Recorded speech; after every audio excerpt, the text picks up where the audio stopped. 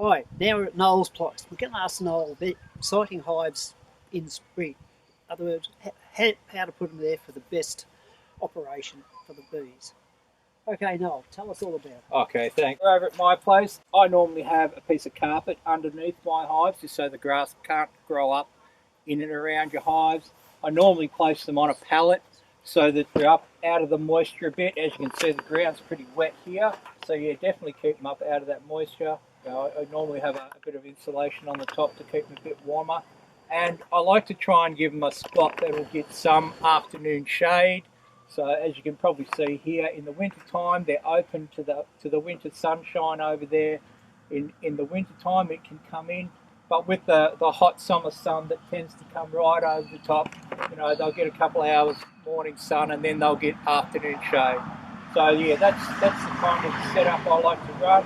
It's not always this ideal for everyone, but if you can sort of try and follow some of them guidelines, it just makes it a little bit better on the bees. So, Noel, do you mow around your hives or whippersnip it, or what do you do to keep the grass down? Okay, yeah, well, I don't normally. What I do is I actually selectively graze around here with a few sheep. So I have a temporary electric fence I set up, and the sheep can come in here and they quite happily nibble the grass around the beehives and keep it nice and short. And obviously it can't grow up right through near the hive, so that's enough to keep the grass down most of the time. And should you whippersnip around one? I probably wouldn't. It does tend to aggravate bees, and they have been known to sting people just from having whippersnippers or mowers nearby. So if I can avoid that, I will at all costs. And poisoning around, keep the grass down? I don't poison anything around here. There's probably only a very few select things I'll ever use poison on around my place, and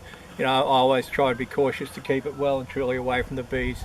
I've had bee die off when they sprayed gorse along the edge of my property, and it was fairly substantial and way worse than what I thought it would have been. So anything to do with poisons, I try and steer clear of the hives. What I expect to find when I open my beehives would be, I would say they're probably used through about half the honey stores I've left them, because I like to leave them well stocked, so they've got plenty of stores to get them through. So I'll go through and I'll quickly take out any empty frames or any that are full that they haven't touched, and just give them a bit more room is probably one of the first things I'd do in spring. Just getting them ready for the flowering season ahead, give them enough room, make sure they're not too much room so that they're getting cold, but definitely so they're comfortable. So you're putting empty frames back in? Yeah, I'd be getting ready to put empty frames in, only if there's more honey in there than I thought, or maybe shuffle a few frames around, depending on how the colony's sort of set up.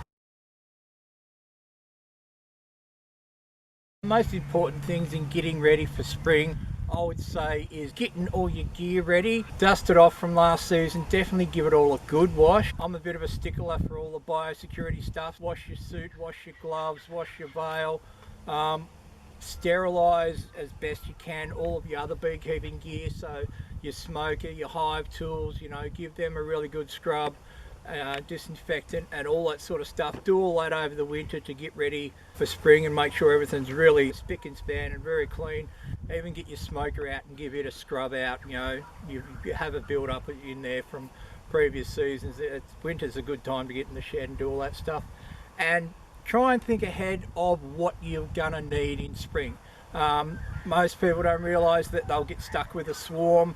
I think everyone's had a swarm at some stage in their beekeeping life, so look, be prepared if your own bees do swarm, that you've got to have something to put them in. So just be prepared for that, and get any other gear you're gonna need ready for spring. When I open up in spring, I could have a lot of honey I've got to take off. I need frames to put in there. Think ahead of all the things you're going to need early in spring.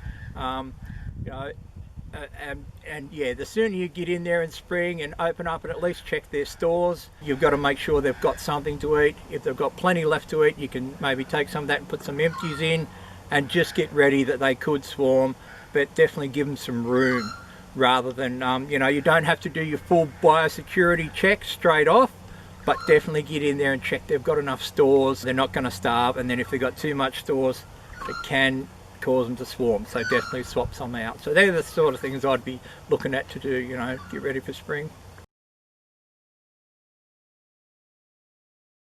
Now, feeding bees in spring, I'm a bit of a fan of not feeding bees anything except for their own honey that they've produced, you know, either the season before or earlier that year. I got caught once before where, you know, I shared around my own honey to some of the weaker hives, and I didn't realise that I was actually feeding AFB to some of my own hives. There's a big trend now of everyone feeds their bees, and most of it's coming from America.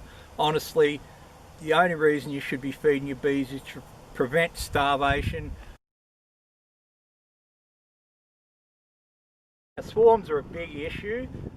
I think everyone should be prepared to catch any swarms that emanate from their own hives, and always be ready with enough gear to do that if or when you should need to. And these things can really creep up on people much more than most people will realise. That new beekeepers won't realise that, hey, it's a bit cold, I'll leave that hive, I won't open it yet, it should be fine, and all of a sudden there's a swarm left before you even realise. So just be prepared for that. Some people feel like it's a bit of an obligation if you're a beekeeper that you have to catch every swarm that comes along. It's really not the case. Don't feel you have to collect them. If you say, look, I only want to keep a couple of hives, I've got those couple of hives, you know, I don't want to collect anymore, I'm not experienced enough, whatever, don't feel pressured into doing something that you're not really confident enough to do.